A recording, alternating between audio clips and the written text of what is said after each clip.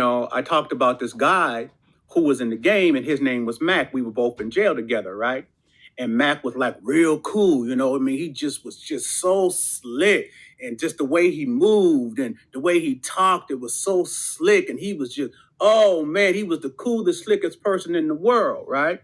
So I pulled him to the side. I said, man, let me holler at you, Mac. I said, Mac, man, let me tell you, you see all that cool and all that slick conversation and the way you walk and the way you move? I said, you see all that, Mac? I said, man, that's really cutting you off from having some real money. And probably from the beginning, he probably didn't understand until I started breaking it down to him. And I started saying, what I'm saying to you, man, is that, see, all that slick and cool stuff and all that, right? What that does is allowing them to see you coming. See, I was brought up to never allow them to see me coming, right? I didn't want me to be able to walk down the street and somebody to point out, oh man, there's a pimp, because they can prepare for your strengths. So I was educated from Mel Taylor is don't never prepare anybody for your strengths. Don't never prepare nobody for your strength, right? So you got to camouflage your strength. So the things that I was taught is, you see, the squares run the world. And so my father taught me, you go learn about what squares are doing. You learn square mannerisms. You learn what they read, devour what they read. You learn all of their characteristics so that ultimately you and your and all the things that you develop as a strength are camouflaged. So they can't prepare for you, right? So you want to learn it to the point, right, that they see themselves in you. And so you are up around those type of individuals and they think you're just like them. But they don't understand the strength of the game that you have inside of you. So I was telling Mac, I said, you will never be able to have access to a certain levels because they'll lock the door on you before you even get access to the door, because they'll see you coming a mile away because you letting them know who you are, right? And they know what that looks like, and they don't want that around them. So if you have a strength, you'll never be able to utilize it because they'll shut the door on you because you showing people who you are right from the beginning, right? So he might have had that promoted in the community of the game that he came up out of. But from Mel Taylor and from the individuals that come up out of that environment, we look down upon that, right? And so we were able to have access to a different type of environment and utilize our strengths within those environments. Hence, I was able to have access to a different level of money that Mac probably would never be able to have access to, right? So this is how I was taught.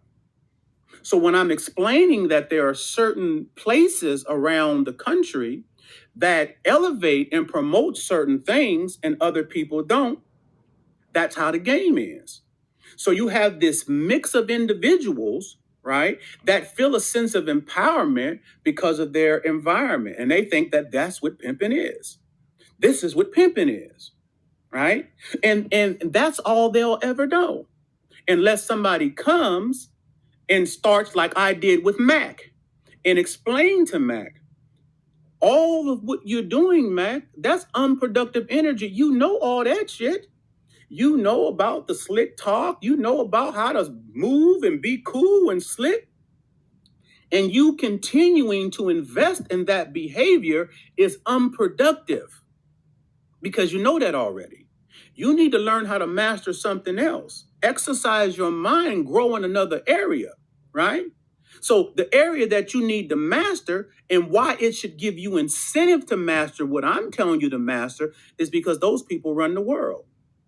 So even though you might be looking at them as squares, you got to have another eye, a third eye, and said they're squares, but there's something that they're doing that has some empowerment to it that allows them to run the world. So why don't you tap into that information and tap into that knowledge? And then you mix that knowledge with your game, with your information. And then you become unstoppable. That's what my dad would taught me. You know what I'm saying? He said, I want you to be unstoppable, right? I want you to be able to communicate to anybody, anywhere, on any level. But in order for you to do that, you got to have an education about how these people move, how the people who run the world move, right? And so a lot of times when I was in the game, because I had the characteristics of squares, you know what I'm saying? People that were in the game would see me and they would think, man, that guy's a square. You know, Dre's a square, man, right? And when I would hear of that, I would know I'm doing a great job. That's exactly because what happens is when you take on that persona of a square and you still got the strength of that lion, that game inside of you, what it does is it keeps cats up off you. It keeps things up off you and they never can prepare for you. A female can't prepare for me because a female is going to look at me and just like the average cat up out the ghetto, he going to think I'm a square and she going to think I'm a square too, right? And this is why I was so successful of having access back in the day when guys wouldn't have the access or success in dealing with strippers back then, right? Because most of the strippers, if they seen a guy like Matt coming in, oh, and he's popping in and he's so slick and cool, they shutting down immediately because they know what he's about. But me, all they see is what I've educated myself on, right? The square perspective, the square persona, right? And so they don't shut down. And so now I got access at the raw female with this game because she didn't shut down anything. But the guy that's all slick and got a certain conversation and you know what I'm saying?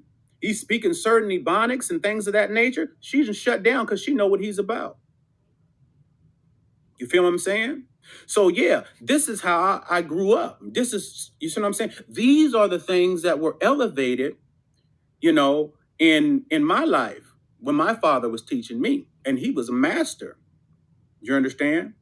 So yeah, man, that's, you know, and it allowed me also to be successful when I did police accountability, right? And actually lead the country in police accountability, right? Because I have said this before in one of my other lives. I said they thought they could beat me so easily because they thought that this guy was a pimp, right?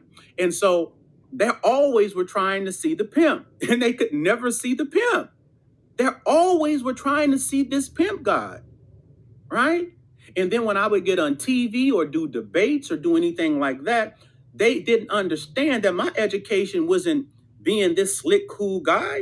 That was inside of me. I didn't have to invest anything into that. My education was to learn everything about the square perspective of life and not just the square perspective of life, but the squares that conquer the world. Those were my interests. And so there were certain books that my father encouraged me to read about how they think. And so by the time that I had gotten to police accountability, I had mastered that world, their world, right? I was a master over how they move, how they think, their mannerisms. And then it was me.